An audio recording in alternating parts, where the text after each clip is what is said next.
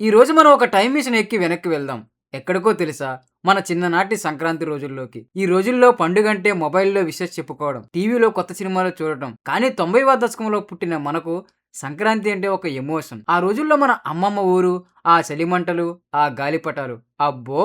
ఆ జ్ఞాపకాలే వేరు. ఈరోజు ఈ వీడియోలో ఒక 90స్ కిడ్ తన పల్లెటూరి సంక్రాంతిని ఎలా గడిపేవాడో కళ్ళకు కట్టినట్టు చూద్దాం. వీడియో చివరి వరకు చూడండి. మీ కళ్ళు కూడా ఖచ్చితంగా చెమర్చుతాయి. అప్పట్లో సంక్రాంతి అంటే జనవరి 14న మొదలయ్యేది కాదు. స్కూల్లో ఇచ్చే సంక్రాంతి సెలవుల రోజే మొదలయ్యేది. లాస్ట్ బెల్ మోగగానే పుస్తకాల సంచిని మూలన పడేసి బట్టలన్నీ సర్దుకొని నాన్న చెయ్యి పట్టుకొని బస్టాండ్కి వెళ్ళడం గుర్తేనా? ఆ పాత ఆర్టీసీ బస్సు విండో సీటు కోసం అన్నదమ్ముల గొడవలు, కిటికీలో నుంచి లోపలికి వచ్చే చల్లటి గాలి, ఊరి దగ్గర పడుతుంటే మనసులో కలిగే ఆ ఉత్సాహం ఆ రోజు ఏ 5 స్టార్ హోటల్కి వెళ్ళినా దొరకదు. బస్సు దిగగానే ఊరి పెరిమెరలో కనిపించే ఆ పచ్చని పొలాలు, చెరువుగట్టు, దూరం నుంచి వినిపించే మైక్ సెట్ల పాటలు మనకు వెల్కమ్ చెప్పేవి.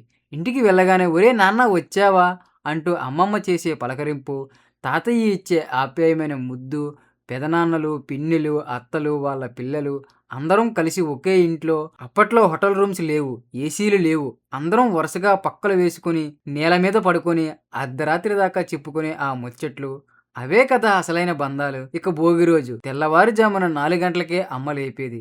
లేనాన్న చలిమంటలు వేస్తున్నారు అని వణుకుతున్న ఒంటితో దుప్పటి కప్పుకొని వీధిలోకి వస్తే అక్కడ పెద్ద భోగి మంట. ఇంట్లో ఉన్న పాత చాటలు, విరిగిపోయిన కుర్చీలు, కర్ర ముక్కలు అన్నీ ఆ మంటల్లో వేస్తుంటే మన కష్టాలన్నీ కూడా ఆ మంటల్లో కాలిపోతున్నట్టు అనిపించేది. ఆ మంటల చుట్టూ కూర్చొని వేడి కాచుకుంటూ పక్క వీధిలో ఎవరి మంట పెద్దగా ఉందో అని చూసేవాళ్ళం. సాయంత్రం కాగానే ఇంట్లో చిన్నపిల్లలందరికీ భోగిపళ్ళు పోసేవారు.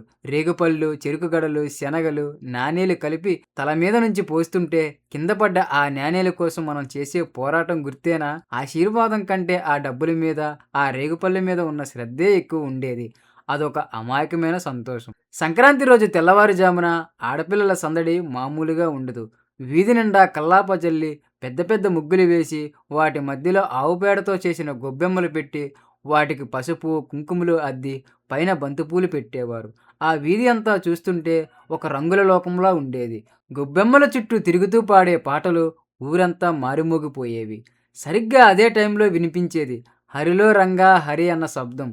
నెత్తిన అక్షయపాత్ర, చేతిలో చిడతలు, కాళ్ళకు గజ్జెలతో హరిదాసు వస్తుంటే సాక్షాత్తు ఆ విష్ణుమూర్తే వచ్చాడని నమ్మేవాళ్ళం.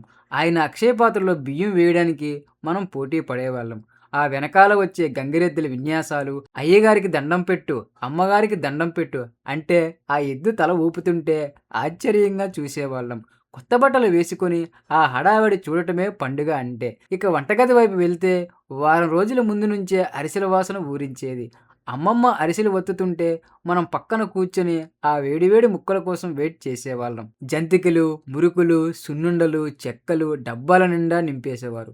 ఇప్పుడు మనం కొనుక్కునే స్వీట్స్ ఆ టేస్ట్ ముందు ఎందుకు పనికిరావు. ఆ చేతి వంటలో ఉన్న ప్రేమ అలాంటిది. మధ్యాహ్నం అయిందంటే చాలు అందరం ఇంటి డాబాల మీద ఉండేవాళ్ళం. చేతిలో మంజా, రంగురంగుల గాలిపటాలు.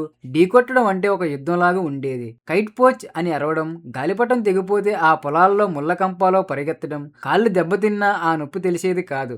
సాయంత్రం దాకా ఆ ఎండలో ఆడి మొహం నల్లగా అయిపోయినా మనసు మాత్రం చాలా ప్రశాంతంగా ఉండేది. మూడో రోజు కనుమ. ఇది రైతులకు, పశువులకు పండుగ. ఎడ్లను కడిగి కొమ్ములకు రంగులు పూసి గంటలు కట్టి అలంకరించేవారు. ఆ రోజు ఊళ్ళో జరిగే ప్రభలు లేదా తీర్థం ఒక పెద్ద జాతరలా ఉండేది. పీకలు, బూరలు, మట్టి బొమ్మలు కొనుక్కొని ఆ జాతరలో తిరిగే సంతోషం ₹1,00,00,000 రాదు. అలా 3 రోజులు కన్ను మూసి తెరిచేలోపు అయిపోయేవి.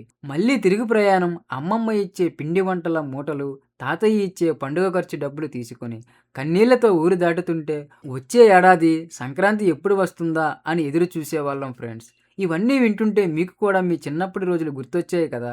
మనం ఎదిగిపోయాం, నగరాలకు వచ్చేసాం, బిజీ అయిపోయాం.